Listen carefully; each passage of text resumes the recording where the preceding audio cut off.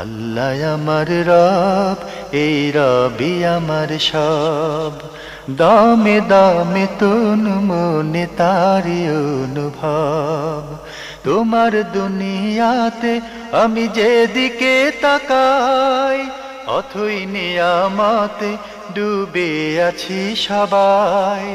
পাক পাখালির গানে শুনি তসবি কলরব, তসবি কলরব। আল্লাহ আমার রব, এই রবি। আসসালামু আলাইকুম, আলহামদুলিল্লাহ, আসসালাতু ওয়াসসালামু আলা রাসূলিল্লাহ।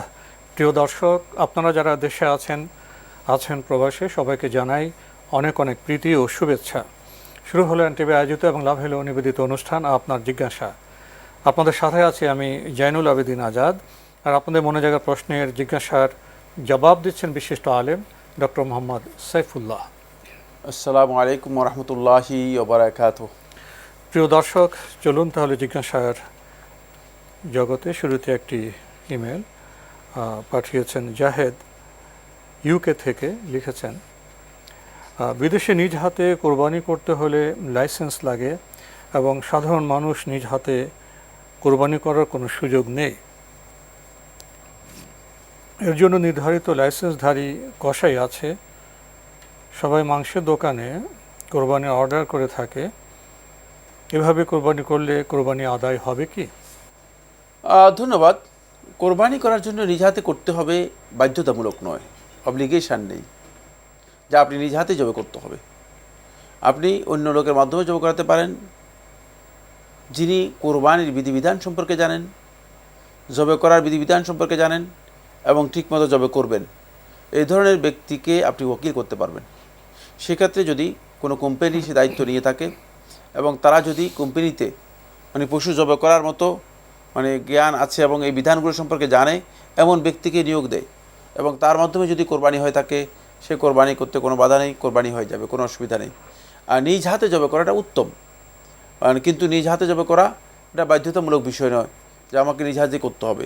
যদি আইনের কারণে হয়ে থাকে তাহলে অবশ্যই নিজ হাতে জবে করবেন না, কারণ এখন আপনি আইনকে ফাঁকি দিয়ে ল অফ ল্যান্ড, জি, যেহেতু সুনির্দিষ্ট একটা ল দেওয়া আছে যে কারা করতে পারবে জবে, কারা করতে পারবে না।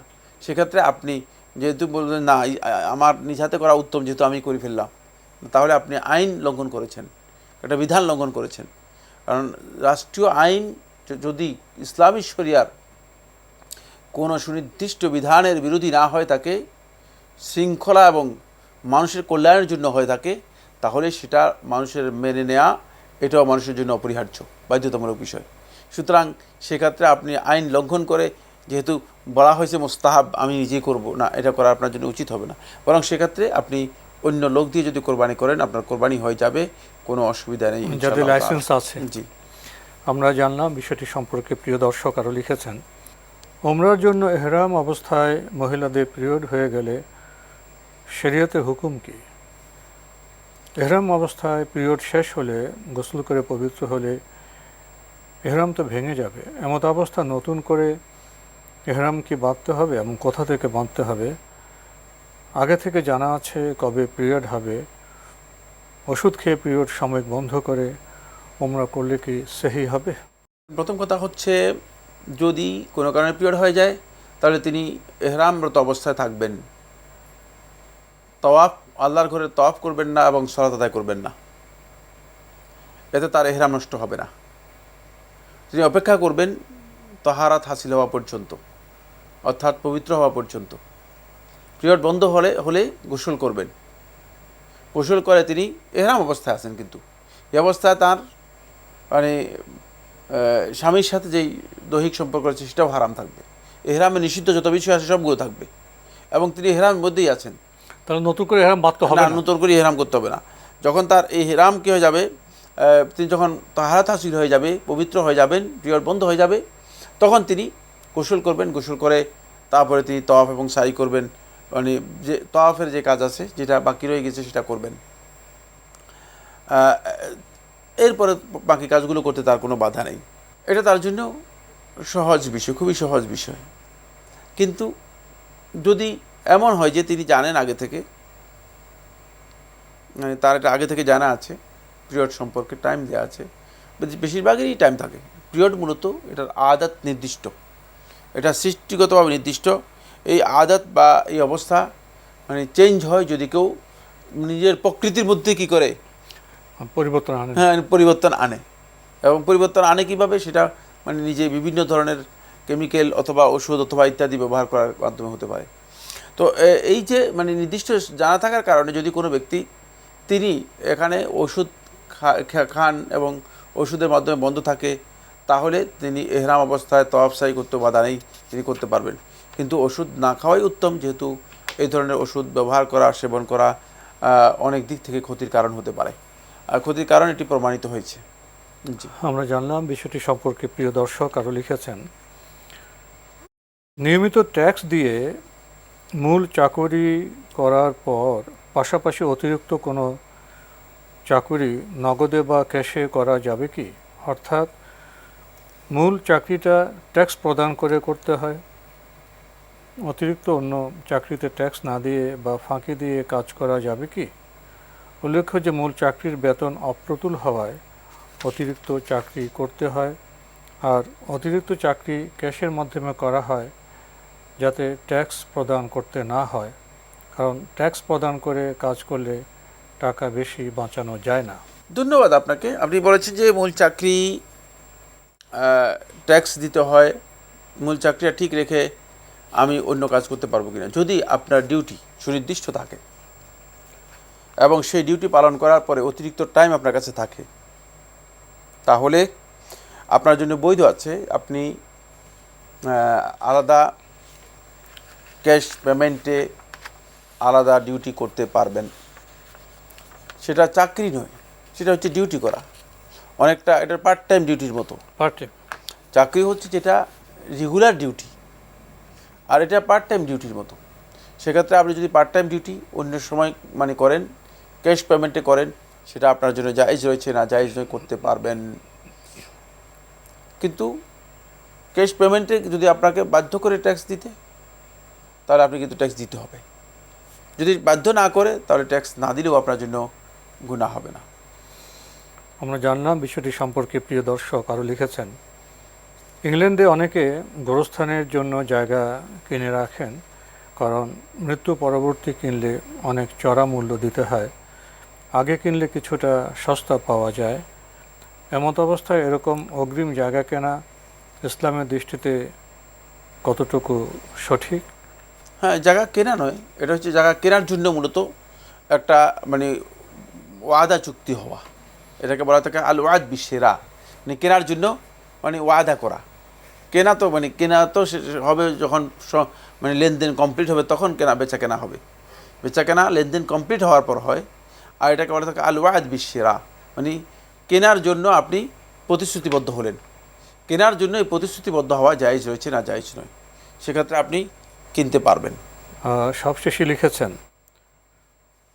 যেসব বিয়েতে ফ্রি মিক্সিং হয়, অর্থাৎ পুরুষ নারীর অবাধ মেলামেশা, সেসব বিয়েতে অংশগ্রহণ করা ইসলামের আলোকে সমাধান কি? উল্লেখ্য যে এখন যদি একান্ত আপনজন হয় তাহলে কি হবে? কোনো স্বামী যদি তার স্ত্রীকে হিজাব নিকাব পরিহিত অবস্থায় নিয়ে যায়, তাহলে যাওয়া যাবে কি? আবার আগে থেকে জানা নেই, গিয়ে যদি দেখি ফ্রি মিক্সিং বিয়ে, তখন কি করব জানাবেন? যেখানে আপনার যাওয়া মানে কোনো কারণে, সামাজিক কারণে অথবা আত্মীয়তার কারণে বাধ্যতামূলক, না গেলে আপনার আত্মীয়তার সম্পর্ক নষ্ট হতে পারে, ভুল বুঝাবুঝি হতে পারে, অথবা না গেলে আপনি কিছু সমস্যারও মুখোমুখি হতে পারেন। সেখানে আপনি অংশগ্রহণ করবেন যথাসম্ভব সংযতভাবে। আর যেখানে আপনার কোনো প্রয়োজন নেই, আপনি গেলেও কোনো মানে সুবিধা নেই, আর না গেলেও কোনো অসুবিধা নেই, মানে যাওয়া না যাওয়া মানে সমান, মেহমান হিসেবে দাওয়াত দিয়েছে গেস্ট। সেক্ষেত্রে আপনি মানে যদি আগে থেকেই জানেন যে এখানে নারী পুরুষের অবাধ মেলামেশা এবং এই ধরনের অবস্থা, সেখানে না যাওয়াটাই আপনার জন্য উত্তম। গেলে আপনি সংযত থাকবেন, আর যদি না জানতো আপনি কিছুই করলে না। যদি কিন্তু আপনার জন্য শরিয়া জায়েজ করেছে। কারণ কি? কারণ হচ্ছে রাসূলুল্লাহ সাল্লাল্লাহু আলাইহি ওয়াসাল্লাম এটা মুসলিমদের হক হিসেবে বাধ্যতামূলক করে দিয়েছেন। রাসূলুল্লাহ সাল্লাল্লাহু আলাইহি ওয়াসাল্লাম বলেছেন, মুলিল মুসলিমি আলাল মুসলিমি সিত্তু খিসালিন ওয়া ফি লাফজিন খামসু খিসালিন। সহিহ মুসলিমের রাওয়ায়াতের মধ্যে 5টি, একজন মুসলিমের জন্য আরেকজন মুসলিমের উপর 5টি হক রয়েছে। অন্যান্য রাওয়ায়াতের মধ্যে, বুখারী সহ অন্য রাওয়ায়াতের মধ্যে একজন মুসলিমের জন্য অপর মুসলিমের উপর 6টি হক রয়েছে। তোর মধ্যে একটি হক হচ্ছে এমন, যখন তাকে দাওয়াত দেওয়া হবে, ওলিমা অথবা খাবারের দাওয়াত দেওয়া হবে, তখন সেই দাওয়াতে সে অংশগ্রহণ করবে। কারণ এটা মুসলিমদের আনন্দ এবং মানে সামাজিক কাজের মধ্যে অংশগ্রহণ করা, এই জন্য এটাকে গুরুত্ব দেওয়া হয়েছে বেশি। এটা ইসলামী হক। সুতরাং এই হকটুকু আপনি মানে পালন করবেন, আপনার জন্য জায়েজ রয়েছে। কিন্তু এখানে প্রতিবন্ধক হচ্ছে নারী পুরুষের অবাধ মেলামেশা।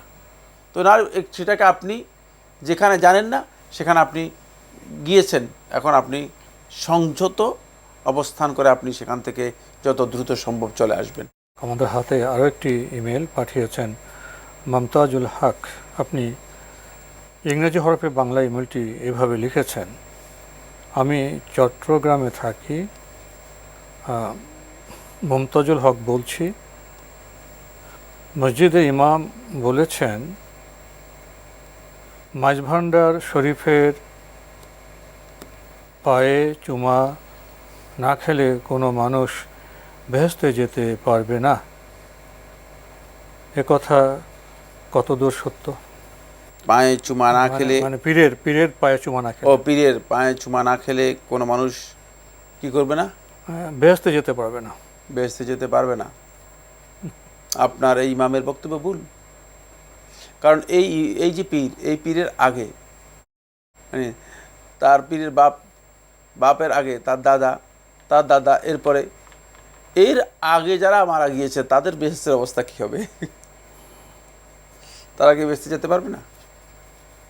শুধু একটা ডাহা মিথ্যা কথা। সাহাবায়ে কেরামগণ যখন ছিলেন তখন এই বেটা কোথায় ছিল?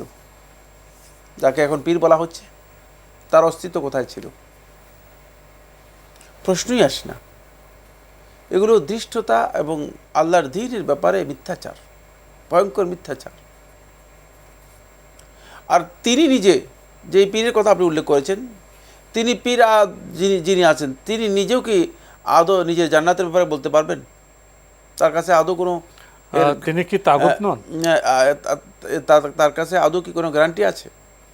বরং তিনি যদি এভাবে মানুষের সিজদা নিয়ে থাকেন অথবা মানুষের এই তাজিম, যেটা পূজা পর্যায়ে পড়ে, এই ধরনের পূজা নিয়ে থাকেন, তাহলে তিনি পৃথিবীর সবচেয়ে নিকৃষ্টতম তাগুতের একজন তাগুতের একজন। এই জন্য আমরা অত্যন্ত বিনয়ের সাথে অনুরোধ করব, খবরদার এই ধরনের দৃষ্টতা কেউ যেন পোষণ না করে। জান্নাত আল্লাহ রাব্বুল আলামিন মেহেরবানি করে যাকে দিবেন তিনি পাবেন। জান্নাত কোনো পীরের পায়ের সাথে জড়িত নয়, জান্নাত কোনো পীরের বিষয় নয়। জান্নাত নেক আমল করার পরেও, পরিপূর্ণরূপে তাওহীদ ঠিক রাখার পরেও আল্লাহর অনুগ্রহের মাধ্যমে জান্নাত পাবে। আল্লাহর অনুগ্রহটা এখানে সবচেয়ে গুরুত্বপূর্ণ। আল্লাহর অনুগ্রহের মাধ্যমে জান্নাত পাবে। শুধু আমলের জান্নাত পাবো না আমরা। যেই ব্যক্তি গিয়ে অন্য ব্যক্তিকে সিজদা করবে অথবা তার পায়ে গিয়ে চুমু খাবে, শিরক করবে, মুশরিকের জন্য আল্লাহ সুবহানাহু ওয়া তাআলা তার উপর জান্নাতকে হারাম করে দিয়েছেন। সর্বমোট আল্লাহ সুবহানাহু ওয়া তাআলা 13 দল ব্যক্তির উপর জান্নাতকে হারাম করেছেন। তার মধ্যে প্রথম ব্যক্তি হচ্ছে মুশরিক, যে আল্লাহ তাআলার সাথে শিরক করবে, তার উপর জান্নাতকে হারাম করে দেওয়া হয়েছে। হারাম করে দেওয়ার অর্থ কি? জান্নাতে আর প্রবেশের কোনো সুযোগই নেই। ইন্নাহু মান ইউশরিক বিল্লাহি ফাকাদ হাররামাল্লাহু আলাইহিল জান্নাহ, নিশ্চয়ই যে ব্যক্তি আল্লাহ তাআলার সাথে শিরক করবে, ফাকাদ হাররামাল্লাহু আলাইহিল জান্নাহ, আল্লাহ তাআলা তার উপর জান্নাতকে হারাম করে দিয়েছেন। সুতরাং এই ব্যক্তি যেই জান্নাতের কথা বলেছে সেই জান্নাত শয়তানের জান্নাত হবে, সেটা জাহান্নাম ছাড়া কিছুই না। তাই এই ব্যক্তি যে নিজেই জান্নাতের কোনো খবর তার নেই, নিজেই জান্নাতের কোনো গ্যারান্টি তার কাছে নেই, সে যদি বলে যে আমার কাছে আসলে জান্নাত পেয়ে যাবে, তাহলে এটা জাহান্নামের পথ, কোনো সন্দেহ নেই। এই ধরনের বক্তব্য যারা দিয়ে থাকেন তারা আসলেই ইসলামের নামে যথেষ্ট মিথ্যাচার করছেন। জান্নাত কোনো ব্যক্তির সাথে সম্পৃক্ত নয়। এমন কি নবী সাল্লাল্লাহু আলাইহি ওয়াসাল্লাম নিজেও বলেন নাই যে আমি জান্নাত দিতে পারবো। নবী সাল্লাল্লাহু আলাইহি ওয়াসাল্লাম স্পষ্ট বলেছেন, সহিহ বুখারী হাদিসের মধ্যে এসেছে, ইয়া ফাতিমা বিনতি মুহাম্মদ, হে মুহাম্মদের কন্যা ফাতেমা, তোমাকে বলে দিচ্ছি আনকিজি নাফসাকে আনিন নার, যে তুমি নিজেকে জাহান্নামের আগুন থেকে নিজেকে রক্ষা করো, নিজে রক্ষা করো। প্রত্যেককে তার নেক আমলের মাধ্যমে আল্লাহ তাআলার কাছে জাহান্নামের আগুন থেকে বাঁচার জন্য চেষ্টা করতে হবে। আল্লাহ সুবহানাহু ওয়া তাআলা যদি মেহেরবানি করে জান্নাত দেন তাহলে দেবেন। আমাদের হাতে একটি ইমেল পাঠিয়েছেন সামিরা আক্তার, লিখেছেন, অনেক আগে আমি বলছিলাম আজীবন এর লাগি আমার পাড়ায় পাড়ায় আল্লাহর গালি হয় যেন, তারপর আবার বলছি আল্লাহ মানিয়া নেন যেন পাড়ায় পাড়ায় সব গালি, কিন্তু আমি মুখের উচ্চারণ করে গালি দেইনি, শুধু বলছি আমরা যে হাঁটি পা দিয়ে ও পাড়ায় পাড়ায় আল্লাহর গালি হয় জেনে এখন আমার ঈমান নষ্ট হয়ে গেছে কি? আমার করণীয় কি? এ থেকে মুক্তির উপায় কি? আপনি যে কথা বলেছেন এই কথা অপরাধ, কোনো সন্দেহ নেই। আল্লাহ তাআলা সম্পর্কে আপনার এই বক্তব্য মোটেও সঠিক হয়নি। কিন্তু আপনি যেহেতু রোগাক্রান্ত, অসুস্থ, আপনি মানসিক অসুস্থতা অথবা ওয়াসওয়াসার রোগে আক্রান্ত রয়েছেন, সেক্ষেত্রে আপনি ডাক্তারের সাথে পরামর্শ করুন, একজন ভালো ডাক্তারের কাউন্সিলিংয়ে যান। আমরা অনুরোধ করব ভালো একজন ডাক্তারের কাউন্সিলিংয়ে আপনি যান, আপনি হয়তো উপকৃত হতে পারবেন এবং আপনি কাফের হবেন না। যারা ওয়াসওয়াসা রোগে আক্রান্ত হয়ে থাকে তারা যদি এই ধরনের কোনো বক্তব্য, এই ধরনের কথা মুখ দিয়ে বেরিয়েও যায়, আর এটা তো আপনার মুখ থেকে বের হয়নি, মুখ থেকে বের না হলে কোনো ব্যক্তি কাফের হয় না, কিন্তু তারপরেও যদি ওয়াসওয়াসা রোগের আক্রান্ত ব্যক্তি যারা, তাদের এই ধরনের কথা মুখ থেকে বের হয়ে যায়, তাহলে তারা কাফের হবে না। ওয়াসওয়াসা রোগের কারণে আমরা খুবই গুরুত্বপূর্ণ বিষয়ে অবগত হলাম। প্রিয় দর্শক, আমাদের হাতে আরও একটি ইমেল পাঠিয়েছেন আবু তালেব, দুর্গাপুর, রাজশাহী থেকে, লিখেছেন, আমরা জানি কিয়াম করা রোকন, ফাতিহা পড়া রোকন, সঠিকভাবে রুকু করা রোকন এবং সঠিকভাবে সেজদা করা রোকন। এই রোকনগুলি সঠিক না হলে সালাত বাতিল বলে গণ্য হয়।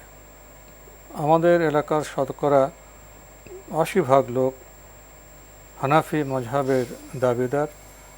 এখন হানাফি বন্ধুগণের সালাতের বিবরণ বর্ণনা করছি। তারা সালাতে দাঁড়িয়ে ইন্নাওয়াজতু পড়ে, তারা মুখে নাওয়াইতু আন উসাল্লিয়া বলে নিয়ত করে, তারা দুজনের মাঝে ৬ ইঞ্চি অথবা ৮ ইঞ্চি ফাঁক করে দাঁড়ায়, ইমামের পেছনে সূরা ফাতিহা পড়ে না এবং বলে যারা পড়ে তাদের মুখে মাটি ঢোকানো হতো। তারা রুকুতে গিয়ে 2 পায়ের মাঝে পিঠ উটের মতো করে তাকিয়ে থাকে, রুকু হতে উঠে অপেক্ষা না করে সঙ্গে সঙ্গে সেজদায় চলে যায়, 2 সাজদার মাঝে 1 বা 2 সেকেন্ড অপেক্ষা করে না। সালাম ফেরানোর পর ইমাম ও মুক্তাদি সবাই 2 হাত তুলে জোরে আমিন আমিন শব্দ করে মোনাজাত করে। তাদের সালাতের ফয়সালা কী হবে? কোরআন ও সহিহ হাদিসের আলোকে উত্তর দিবেন। আপনি যে চিত্র উল্লেখ করেছেন এটা আপনার ব্যক্তিগত একটা চিন্তাধারা উল্লেখ করেছেন। হানাফি মাযহাবে এগুলো অনুমোদিত বিষয় না। মাযহাবের কেউ দাবি করে যদি জাহিলি মানে অবস্থায় থাকে, ভক্ত মাযহাব জানেও না মানেও না, জাহিল ব্যক্তির জন্য আপনি মাযহাবকে দায়ী করতে পারেন না, ওই ব্যক্তিকে দাবি করতে পারেন। এই ব্যক্তির সালাতের ফয়সালা আল্লাহ তাআলাই করবেন। জাহিলদের সালাতের ব্যাপারে আল্লাহ তাআলাই সবচেয়ে ভালো জানেন তিনি কী ফয়সালা করবেন। তবে তাদেরকে জ্ঞান দেওয়া উচিত, তাদেরকে জ্ঞানের বিষয়ে দেওয়া উচিত। জি। আরও লিখেছেন, আমাদের এলাকায় কিছু কিছু আলেম আছে, তারা বলে হানাফি মাযহাব ফরজ, আল্লাহ সর্বত্র বিরাজমান, আল্লাহ নিরাকার, রাসূল সাল্লাল্লাহু আলাইহি ওয়াসাল্লাম নূরের তৈরি, রাসূল সাল্লাল্লাহু আলাইহি ওয়াসাল্লামকে সৃষ্টি করা না হলে সারা মাখলুকাত সৃষ্টি হতো না, রাসূল সাল্লাল্লাহু আলাইহি ওয়াসাল্লাম জিন্দা নবী, সে কবরে নামাজ পড়ে এক হাফেজ 40 জনকে সুপারিশ করে জান্নাতে নিয়ে যাবে। এ সকল যাদের আকীদা, তারা ইমানদার না ইমান হারা? কোরআন হাদিসের আলোকে জানাবেন। ইমান হারা আর ইমানদার একথা বলার এক কথায় সুযোগ নেই, কারণ এই ব্যক্তি এই ক্ষেত্রে জাহিলও হতে পারে, না জেনেও করতে পারে। এই বিষয়গুলো যেগুলো আলোচনা করেছেন এগুলো দীর্ঘ বক্তব্যের অবকাশ রয়েছে। কখনো কোনো ভুল হবে, তবে কোনো সন্দেহ নেই এই কাজগুলো অপরাধ। সবার হুকুম তো এক পর্যায়ে আসবে না, প্রত্যেকটা ব্যক্তির হুকুম আলাদা হবে। কিয়ামতের দিন আল্লাহ তাআলা কি সবাইকে একসাথে হুকুম দিয়ে জাহান্নামে পাঠিয়ে দেবেন আর জান্নাতে পাঠিয়ে দিবেন? না, হুকুম তো সবার জন্য আলাদা হবে, বিচারও আলাদা হবে, সবার হিসাবও আলাদা হবে। সুতরাং আপনি এখানে যেভাবে ঢালাওভাবে জিনিসটি করেছেন সেভাবে ইসলামী বিধান নয়। তবে কোনো সন্দেহ নেই আকিদাগুলো বিভ্রান্ত, পথভ্রষ্ট আকিদা, এতে কোনো প্রকার সন্দেহ নেই। এগুলো সংশোধন করার জন্য চেষ্টা করতে হবে। কিন্তু এই ক্ষেত্রে মানুষ বিভিন্ন মরাতে, বিভিন্ন পর্যায়ে, সবাই এক পর্যায়ে নয়। যে ব্যক্তি জেনে বুঝে সজ্ঞানে এই বিষয়গুলো সম্পর্কে সহি জ্ঞান আসার পরে, তার কাছে দলিলের মাধ্যমে প্রমাণিত হওয়ার পরে এই বিষয়গুলোকে তিনি তারপরেও অমান্য করেছেন অথবা অস্বীকার করেছেন, তাহলে তিনি অবশ্যই তার এই কাজটি কুফরি হবে। কিন্তু কুফরি হওয়ার অর্থ কাফের নয়, ঈমান হারা নয়। মানে আপনি এটাও জানতে হবে, কুফরি কাজ করলেই সাথে সাথে ঈমান হারা হয়ে যায় না, এটাও জানতে হবে। সে ব্যক্তি কুফরি কাজ হবে, তার কাজটি কুফরি হবে, কোনো সন্দেহ নেই। কিন্তু তার কুফরি তারপরেও তাকে কুফরি কী হতে হবে? প্রমাণিত হয়, কাফির সাব্যস্ত করতে হবে। ইসলামী শরিয়ার ভিত্তি হচ্ছে কাফির সাব্যস্ত করতে হলে কোর্টের মাধ্যমে সাব্যস্ত করতে হয়। এই বিষয়গুলো আমাদের অনেকে জানা না থাকার কারণে আমরা কোথায় কোথায় মানুষদেরকে কাফির বানিয়ে দিচ্ছি, কোথায় কোথায় মানুষদেরকে দিন থেকে বের করে দিচ্ছি, কোথায় কোথায় মানুষদেরকে ঈমান হারা ফতোয়া দিয়ে দিচ্ছি। এগুলো একটু বিবেচনা করে অত্যন্ত সহনশীল হওয়া উচিত, তাহলে আপনি ফতোয়া এবং দাওয়াতের ক্ষেত্রে ভালো কাজ করতে পারবেন। তো আজকে আমাদের এখানে শেষ করতে হচ্ছে। আপনাকে অনেক ধন্যবাদ। আপনাকে অনেক ধন্যবাদ। প্রিয় দর্শক, আমরা দেখছিলাম এনটিভি আয়োজিত এবং লাভ হেলো নিবেদিত অনুষ্ঠান আপনার জিজ্ঞাসা। আমাদের এই অনুষ্ঠান আপনারা এনটিভি অনলাইনেও দেখতে পারবেন, ভিজিট করুন www.ntvbd.com। এছাড়া ইউটিউবে এবং আমাদের ভেরিফাইড ফেসবুক পেজেও অনুষ্ঠান দেখতে পারবেন। শেষে এসে আমরা একটি প্রশ্ন পেলাম, আমরা বিভিন্নভাবে বিভক্ত হয়ে পড়ছি, অথচ আমরা যারা আল্লাহর বান্দা, রাসূলের উম্মত, আমরা তো মুসলিম। আমাদের মধ্যে ত্রুটি বিচ্যুতি থাকতে পারে। যেভাবে প্রশ্ন করেছেন তিনি হয়তো অন্য কোনো মাযহাবের অনুসারী, তিনি এখানে হানাফি মাযহাবের কিছু ভাইয়ের কথা তুলে ধরে ভুল ধরার চেষ্টা করছেন।